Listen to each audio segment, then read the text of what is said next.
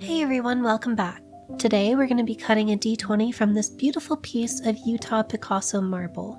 It's a pretty big chunk, so we should be able to get a fairly large D20 out of it. I'm excited to get started, but before we can do any cutting, we need to get the stone on the dot. We're using our trusty Loctite 5-minute epoxy resin for this, as it sets up pretty quick and creates a super strong bond. While we get the stone dopped up, let's talk a little bit about Utah Picasso Marble. This stone gets its name from the striking patterns that resemble abstract art, much like the work of Pablo Picasso. Despite its name, it's not a true marble in the geological sense. It's actually a metamorphic limestone. Found in the mineral mountains of southern Utah, its distinctive appearance comes from mineral-rich solutions seeping through fractures over millions of years. This results in a really beautiful geometric grid of lines and colors. I really love working with stones from my home state. There's just something so cool knowing the stone was pulled from the ground only a few hours from my home. There are so many incredible stones from across the world. It's always amazing to see something so beautiful from somewhere so close to me. For this stone, we're going to start off with a 120 grit diamond topper lap to preform the stone into a cylinder before making our first cuts. This just helps establish a width so we can calculate the final size of the D20. From there, we'll move up to a 240 grit lap to refine our shape and smooth out the cuts from the 120. We'll follow that up with our 600 grit lightning lap to bring the facets to their final location and pre-polish at the same time. We'll finish out our pre-polish with a 3000 grit lap, and then move on to polishing.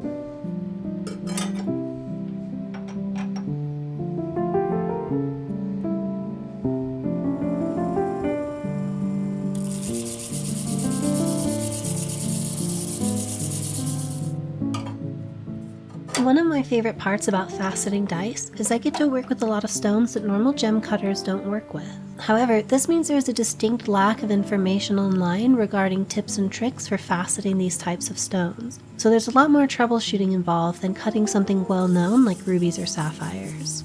Some of the stones that I work with are often cut into slabs and made into cabochons, and while it's a different process, they share some similar steps. So, we can borrow a bit of knowledge from those folks and apply it where we can.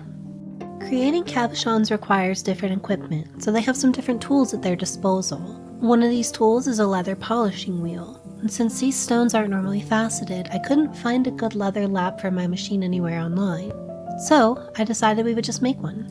I ordered this piece of leather on Amazon, and we're just going to copy the shape of our master lap and cut our own.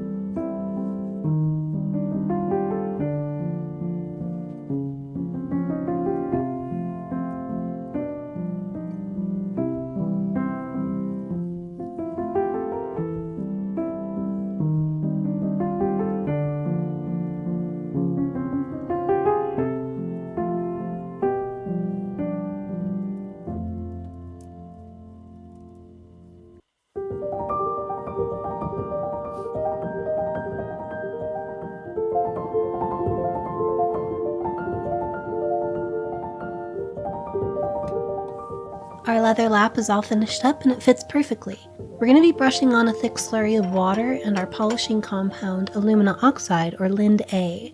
I've never done this before, so I'm excited to see how it turns out.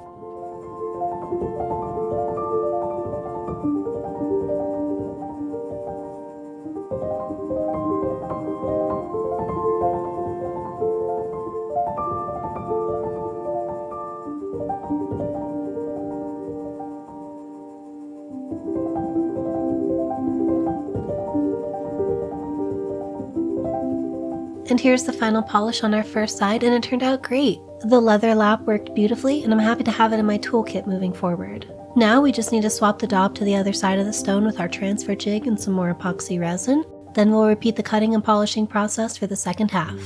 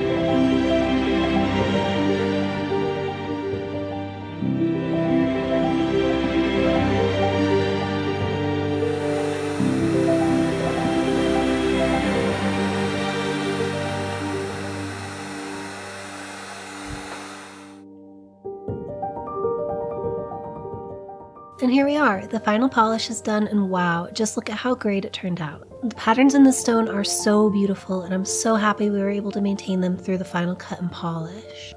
Now all that's left is to add the numbers.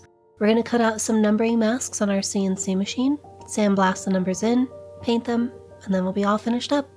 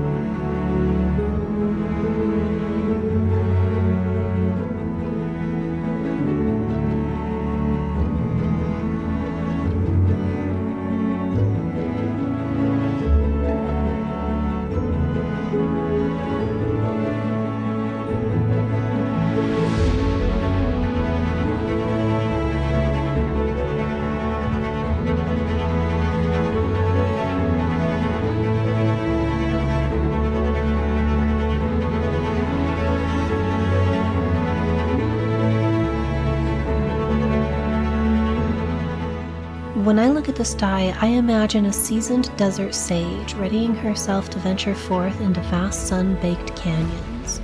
As the warm golden light of dawn paints the sandstone cliffs, she tosses a bundle of herbs into the fire, the breeze carrying away her prayer in the scents of sage and smoke and sand. With a subtle gesture, she communes with the ancient spirits of old before setting out with her companions through the beautiful yet unforgiving land she calls home. What kind of character do you think would match this D20? Let me know in the comments below. Here's our final D20, and I'm so happy with how it turned out. This one was super fun. We had to adapt our techniques and try some new approaches, but that's what makes working with natural stones so exciting. I can't wait for this one to join the new table. If you enjoyed watching this D20 come to life, don't forget to hit the subscribe button and share the video. Your support means a lot and helps me to continue creating more content like this. Now on to the final shots.